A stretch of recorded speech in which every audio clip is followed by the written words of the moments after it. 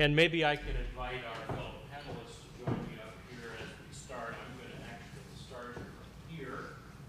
So Amal, Keith, and Moat, will you join me up here? Amal? And Moat there, and Keith at the very end. So please have a seat.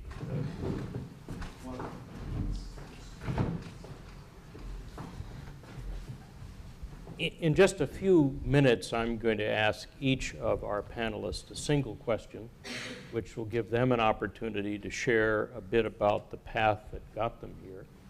But any evening at the new school is really defined by the questions you get from the audience. So as rapidly as I possibly can, I want to get from the stage to the questions so we can have really firsthand accounts of why we're all together in this enterprise. I want to thank Mark Angelson and David Van Zandt for their very important statements of principles, why the new school exists, why the Scholar Rescue Fund and IIE participate with it. During the course of the evening, each of you will ask yourself, what can I do? And yes, you can rescue a scholar, and yes, you can provide safe haven in your home or university. But the needs are enormous in Syria, and we will let David know how each of you can help this fall by providing winter clothing for thousands of refugees that are in refugee camps in Jordan and Turkey. We'll work together with the Qatar Foundation International to ship all of the clothing we collect at the Institute, at the new school, and any other place that wants to join us, so that fathers and children and mothers will be able to have clothing as they are refugees and the winter is upon us. So tonight's focus is on higher education, but there is a way you can help refugees by helping to clothe them. For us at the Institute, Syria was unfortunately almost a perfect storm. Universities were bombed early, as you'll hear. Professors were attacked and targeted early. Students attempting to get to universities were stopped, as I learned from Amal a few months ago, at checkpoints. And if you had a draft deferment that allowed you to be a student at the university, the government would rip the draft deferment up in a way you were taken into the army. Or if it was a rebel checkpoint, they would say, I don't care if you're a student, we need fighters. And so students had no universities to go to, or they had no way to go to a university in safety.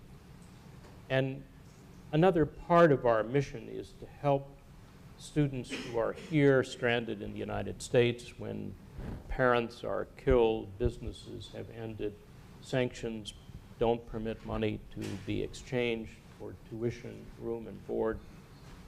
And so we had almost 500 Syrian students here in the United States trapped in this crisis. And then we had the professors. We had professors in Syria whose universities had been bombed, who provided first aid, who were then targeted by the government as aiding the rebels and their labs destroyed. We had professors in Turkey and Jordan that had fled with their whole family to safety, to a refugee camp, and would love to come to New York or California or other places, but when they fled, they didn't have time to get everybody's birth certificate from the registry in Damascus, or a passport, or the passports for all the children. And so you have families that have some documentation and some passports, but in the camps they have not the capacity unless we create a special travel document for them to get out. I don't know that in our tenure, the modern tenure of the Scholar Rescue Fund, we've had this kind of a perfect storm in every dimension so rapidly as we now face in Syria. You'll hear a piece of the storm, a piece of the problem, a piece of the solution from each of the speakers tonight. And I'm going to start with Amal and pose a question. Amal's name means hope in Arabic. And when I look at her record, distinguished record of a neuroscientist, established the first laboratory in her country for research in neuroscience. So she focused on the neurological causes of breast cancer, Parkinson's disease, and schizophrenia.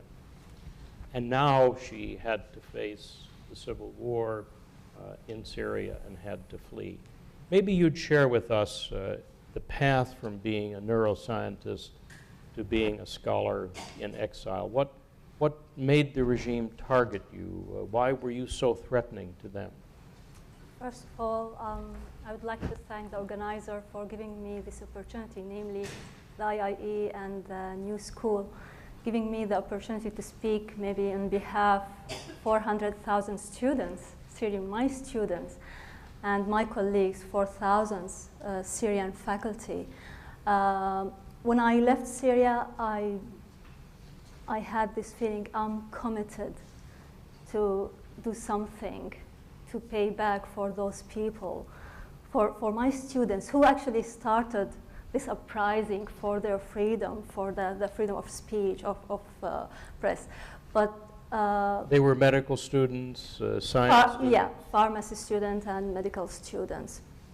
So and now actually I have the opportunity to speak and to have my voice heard. Actually it's their voice, it's not only my voice, it's my colleague's voice, it's my student's voice. So going back to your question, so before just answering question, like for some people, for some pessimistic people, even in Syria or here, so with the mounting death toll, reaching like more than 110,000 casualties, with more than 1/3 of the population displaced, either internally or externally, with more than 200,000 detainees. We know what it means, detention in Syria, which leads to at least 4,000 tortured to death persons, with 80% forcibly disappeared. So for some people, well, the topic of today's event seems very luxury. So we need, the priority is to save the lives. But indeed, like for the optimistic, I can just like have some examples.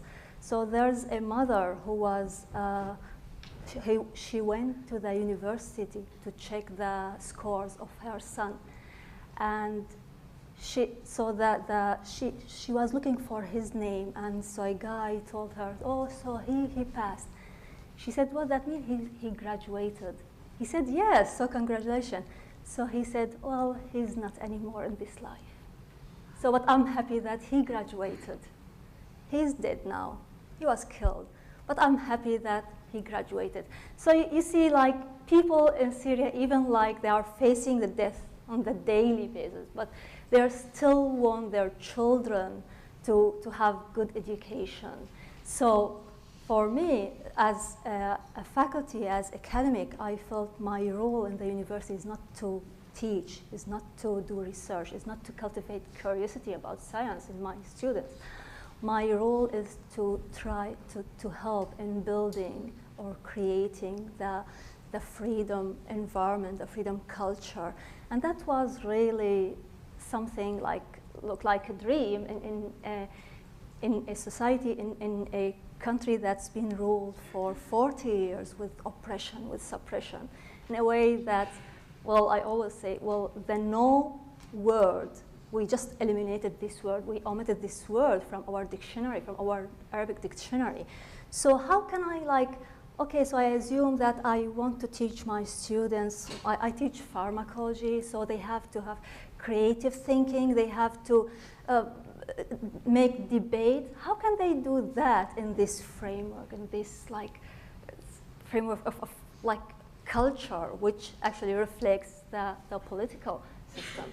So, and when the uprising started, which was started by students, so I was among of the very few faculty who actually were encouraged to support these peaceful demonstrations. And I started criticize the regime and the uncivilized way that the regime responded to very peaceful demonstrations. So the response was very, very quick, that I was interrogated and threatened by the secret police, especially by the Air Force intelligence. And I was very lucky that I had the chance to come to the USA through the Humphrey program. Here's Judy Gibson. I really like to thank her for coming here. And yeah, actually, in the Humphrey program, I thought during this year, because my program was focusing on higher education, so I thought that would be a great chance for me to gain more knowledge and actually to also benefit from being here outside of my country, because I'm sure that if I just stay there, I would be killed or tortured, arrested. So this year, by the end of this year, I had the hope, as my name, to go back to Syria without seeing Al-Assad again. So I have the chance to apply what I have learned here during the Humphrey program. But unfortunately, it seemed that it took longer than what we anticipated. And so I applied for the Scholar Rescue Fund, which actually I was among of the few lucky faculty who could find refuge, and they were supported. My life was saved, my family life was saved, and I could find a hosting university in University of California, Irvine. So I'm very happy to be with you today. Thank you. And we're blessed that you are here.